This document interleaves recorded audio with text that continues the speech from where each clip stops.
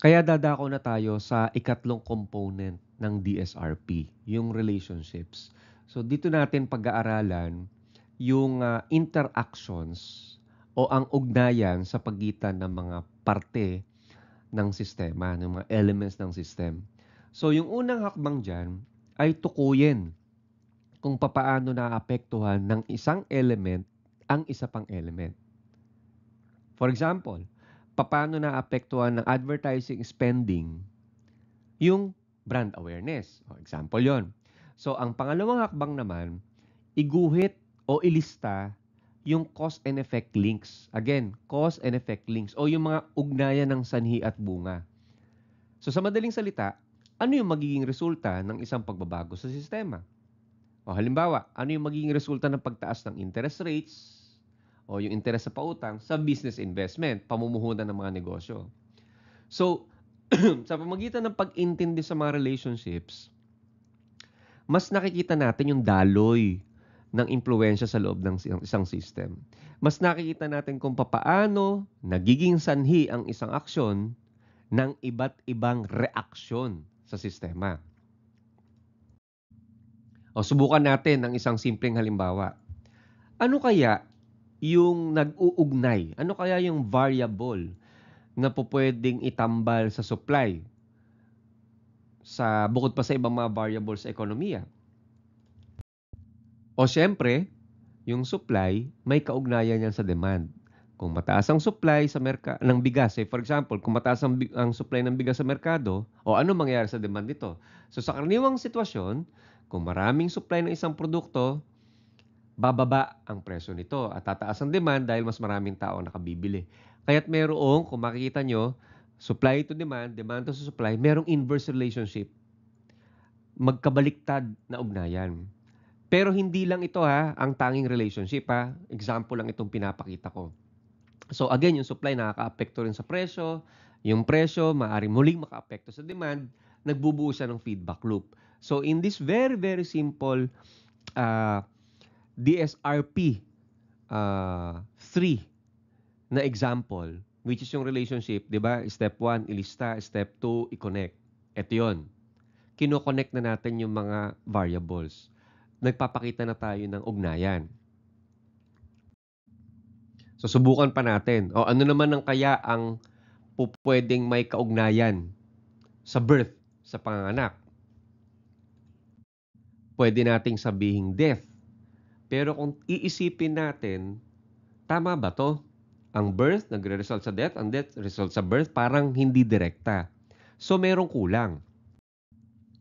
Merong dapat tayong idugtong or iugnay sa gitna sa pagitan ng birth at ng death. So ano kaya ang mas may direktang kaugnayan dun sa dalawang variables na yon? Yon ay population. Yung birth rate, pati yung mortality rate or death rate, ay may direktang kaugnayan sa population o dami ng tao. So kung titingnan natin dito, yung population ay state variable, yung birth at saka yung death ay rate variables. Bakit? Kasi kung maraming ipinanganak, tataas yung level ng population. Kung maraming namamatay, bababa yung level ng population. So kung titingnan natin dito, sundan natin yung arrows Kung mataas ang birth rate, maraming pinapanganak, tataas ang population. Ang population naman, sundan natin yung arrows, nakaka-apekto sa death. Kasi bakit? Kung mataas ang population, mas mataas yung proportion, yung percentage o yung possibility na tumaas din yung death rate. Kasi nga maraming tao. Hindi ibig sabihin pag tumaas yung population, marami namamatay. No, it means na mas mataas yung proportion ng mamamatay pag tumaas yung population. Ngunit, maaari ding bumaba ang death rate kung mayroon namang mahusay na healthcare system, etc. Kung titingnan natin sa ganung anggulo. Kaya ang relasyon na to pwede nating sabihin complex, depende pa sa ibang factors. For this example, pinapakita lang natin yung relationship ng tatlong variables. Again, marami pang ibang mga variables yan. Ngayon, sundan natin yung arrow from death to population. So, pagka tumaas ang death rate, mababawasan automatically yung population. Pagka nabawasan yung population, of course, bababa yung birth rate. So, ito ay isang, kung titingnan natin, balancing relationship. Balancing, nagbabalanse sila. Bakit? Kasi magkakasalungat ang kanilang epekto, nagbabalansehan sila sa isa't isa. So again, ito ay halimbawa ng isang simpleng sistema na mayroong feedback loop kung saan ang pagbabago sa isang variable ay maaaring magdulot ng mga chain reaction. Okay, chain reaction na bumabalik at muling nakakaapekto sa variable na yon. Ngayon, subukan pa natin ang isang example mula sa economics. Paano kaya nagkakaugnay ang capital or puhunan tulad ng cash, assets at equity doon sa profit o tubo, yung kita ng negosyo? Pupwede nating ilagay yung variable ng investment. So bakit? Yung capital ay ginagamit, sundan natin yung arrow yung capital ay ginagamit para sa investment. So kung may puhunan, yun yung capital, may pampuhunan, yung investment sa negosyo. So pag mataas ang capital, napapataas din yung investment. Ang investment naman, dahil nga may pampuhunan sa negosyo, lumaki yung negosyo, tumakbo yung negosyo, nagbubunga ng profit. Kasi kung may pamumuhunan, may tubo na inaasahan yung negosyo. So, mentras na tumataas yung investment, napapataas yung profit. At yung profit, kung titignan natin, maaaring magamit muli bilang kapital. Yung tubo, maaaring i-reinvest or ipuhunan ulit para sa karagdagang paglago ng negosyo. So, ang pagtaas ng profit, nagpapataas ng capital. Pag tumaas yung capital, nag-e-expand yung business. Nadadagdagan yung profit. Subukan naman natin yung isang halimbawa mula sa education, no? So, paano kaya nagkakaugnay yung quality of teaching support or yung kalidad ng suporta sa pagtuturo doon sa student knowledge and skills o kaalaman at skills ng mga estudyante at yung rate of learning or yung bilis ng pagkatuto. So sa diagram na to, ilagay natin yung mga variables. Okay? So nandyan yung mga variables. So yung quality of teaching support, mentras na mayroong kalidad yung teaching support, tumataas yung level ng student knowledge and skills. And pag depende sa student knowledge of skills, pupunan ng quality of teaching support. At syempre, yung student knowledge and skills, yan yung nakakaapekto sa rate of learning. Ganun din yung quality of teaching and support. Of course, yung rate of learning nakakaapekto sa student knowledge and skills. So, ginawa natin, nag-drawing tayo ng mga lines that show relationship. So, nilagay natin yung mga variables, pinakita natin yung mga ugnayan. Pero, kailangan din nating tukuyin ang type ng bawat variable, kung sila ba ay state, rate, or auxiliary, at yung direksyon ng impluensya. Okay. Ang student knowledge and skills ay isang state variable. Ito yung level, o estado ng kaalaman ng estudyante sa isang particular na time or sa isang particular na panahon. Ito yung current status ng kanilang learning. Halimbawa, yan na, sige, explain na natin yung ugnayan. Sa simula ng klase, meron silang initial na level ng knowledge. Okay? So, pre-existing knowledge. Sa pagtatapos ng klase, mayroon silang final level ng knowledge. Yun yung acquired knowledge. So, ang state variable na ito ay nagbabago dahil sa rate of learning. Dahil sa quality of teaching support. Nagbabago dahil sa learning process. Yun namang quality of teaching support ay maaaring ituring natin auxiliary variable. Ito yung variable na tumutulong or nag-i-influence dun sa relationship sa pagitan ng iba pang variables. Ito yung mga factors na nagpapabilis o nagpapabagal. In this case of this example, nagpapabilis o nagpapabagal sa learning. Halimbawa, yung quality ng teaching support, gaya ng galing ng teacher sa pagpapaliwanag. Yan na. Availability ng learning resources tulad ng books at technology. Yung classroom environment, di ba? Yung feedback mechanisms kung paano nakakarating sa estudyante yung feedback na, okay, good ang ginagawa mo, okay, kulang ka pa dito. Yan ay nakakaapekto sa student knowledge and skills, nakakapuno, nakakababa, nakakataas ng level ng student knowledge and skills, at nakakaapekto rin sa bilis ng pagkatuto ng mga estudyante o yung rate of learning. Kaya yung rate of learning,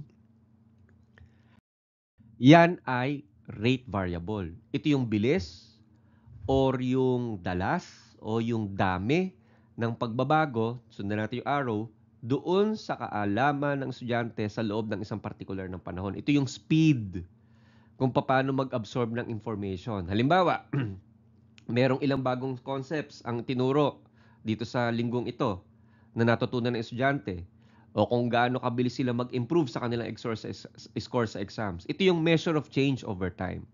So makikita natin, dahil ilalam natin yung types nung kanilang variables, mas nakita natin yung ugnayan, mas nag-make sense yung ugnayan ng variable sa isa't isa.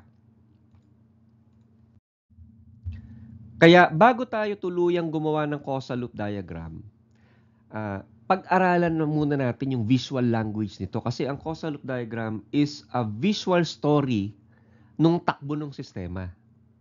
So ito yung mga basic building blocks na ginagamit natin para i-represent o ipakita yung mga relationship sa isang system. Kumbaga, kung language ang CLD, yung noun or yung variables, yan yung noun, yan yung pangalan. Ito yung mga bagay o konsepto na pinag-uusapan natin sa system. Ito yung mga, tulad ng binanggit natin, entities na nagbabago. Example, sales, yan, nagbabago yan. Temperature, population. Ngayon, kung ang language merong noun, meron din namang verbs. Yung arrows, yung mga lines na may arrowhead, yan yung verbs o pandiwa. Bakit? Kasi ipinapakita nito yung action o yung paggalaw at ang connection o yung ugnayan sa pagitan ng mga variables. So, ipinapakita nito kung paano naapektuhan ng isang variable yung isa pang variable. So, pag naglagay ka ng arrowhead from one variable to the other, arrow line with head, ipinapakita nun yung action, yung relationship. Yung arrow na yan, it indicates if the action increases or decreases or nagko-cause, di ba? So sa madaling salita, yung variable, yun yung sino at ano. At yung arrows, ano yung ginagawa o paano sila nagkakaugnay. So yung CLD ay parang isang visual story na nagpapakita kung paano gumagana o tumatakbo ang sistema. So subukan natin ulit dun sa isa pang halimbawa. Okay, manggaling tayo sa economics. O ilagay natin yung mga variables na to sa isang causal loop diagram. Yung capital, yung investment, yung credit at profit. So DSRP pa rin tayo ha. Distinctions, systems, relationships, and perspectives. So dako na kagad talon tayo sa DSRP component number 2, yung system. So alamin na natin kung ano yung mga variables, ilista natin. I-identify natin kung ano sila. So yung capital, puhunan, yan yung mga resources na ginagamit para mag-produce ng goods or services. Pupwedeng pera yan, ha? Pupwedeng equipment yan. Pupwedeng buildings yan. Okay? Yung pangalawang variable, investment. Ito yung paglalaan ng capital para do sa mga projects or business ventures. Okay? Yun namang credit, yun yung abilidad na humiram ng pera. At yung profit, yun yung kita ng isang negosyo. Okay, so DSRP, nasa component number 2 tayo, system. Okay. Ngayon, paano natin tayo dadako sa component number 3, relationships? Paano natin sila i-connect para ipakita yung kanilang ugnayan sa isa't isa? Ganito. Okay. So, ayan. Gawin natin ang DSRP component number 3, systems, dito sa example natin. So, nakikita na natin, nilagyan na natin ng mga lines, unti-unti na natin nabubuo yung causal loop diagram. So, yung capital, yung pera, yung puhunan, ginagamit siya para sa investment. So, pag available yung capital, nakakaapekto yan sa dami ng investment na pupwedeng gawin. Kung mas maraming capital, mas maraming investment. Okay? Mas konti ang capital, mas konti ang investment. Ngayon, pag merong investment, nag-expand yung business, natayo yung business, tumakbo yung business, pumapasok ang profit. Nagkakaroon ng kita. Okay, nagkakaroon ng kita. Yung kita na yan, pandagdag sa capital. Ayan, sundan natin araw, pandagdag sa capital. So, meron na tayong feedback loop na nabubuo. From capital to investment, investment to profit, profit to capital. Ang isa pang pwedeng source ng capital, yung credit. Pwede tayong umutang ng pampuhunan. Okay? Pwede tayong umutang na pampuhunan. Ngayon, pag tayo ay umutang, sundan natin yung araw, nababawasan yung profit. Bakit? Yung kita natin, yung tubo natin, ibinabayad natin sa utang. Di ba? That is why, kung mataas yung profit, bababa yung credit. Kung mataas yung profit, bababa yung credit. Bakit? Kasi kung may pera ka, nababayaran mo yung utang mo, mababawasan yung inutang mo. At pag may utang ka, bababa. Mataas yung credit, bababa yung profit. So dyan, naipapakita na natin yung relationship. Okay, nagsimula tayo sa component 1, distinctions. Inalam muna natin kung ano yung gusto nating tutukan. Component 4, perspectives. Hiningi natin yung punto de vista ng mga stakeholders. Okay? Component 2, system. Inilista natin yung mga variables. And then finally, component 3, relationships. Ikinonect na natin yung mga variables. Okay? Nga lamang, pag titingnan natin yung diagram na ipinakita natin kanina, yung mga variables at arrows, parang hindi pa kompleto yung ating pag-intindi. Bakit? Kasi alam na natin yung maugnayan ng mga variables, pero hindi natin alam kung paano sila nababago. 'Di ba? Kasi ito yung variables, nag-connect lang tayo ng lines eh.